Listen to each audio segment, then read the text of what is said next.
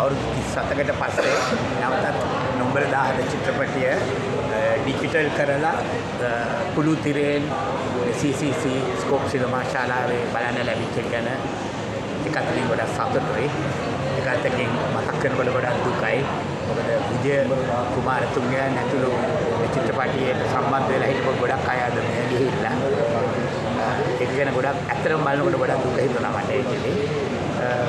මේ චිත්‍රපටය ලංකාවේ දින 200 පහු කරපු එකම සිංහල චිත්‍රපටය.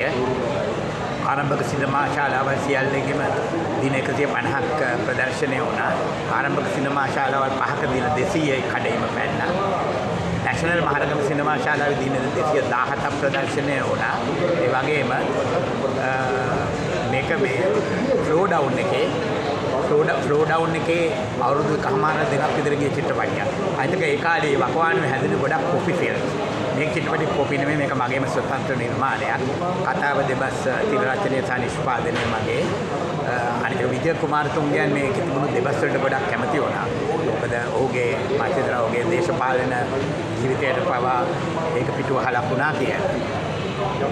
මේ චිත්‍රපටයේදී මම ගැන කතා කරනකොට නොම්බර 10 ගැන කතා කරනකොට මම මතක් කරන්න ඕන හේමසිරි සෙල්ලප්පෙරුම, එම්.ඒ. ගෆූර්, එම්.ඒ. සලිමාන්, ඒ වගේම සංගීතය අධ්‍යක්ෂණය කරපු එනස් සොයිසා ඇතුළු මේ චිත්‍රපටයට සම්බන්ධ වෙච්ච හැම කෙනෙක්ම මම ඉතාමත් ආදරයෙන් සිහිපත් කරනවා.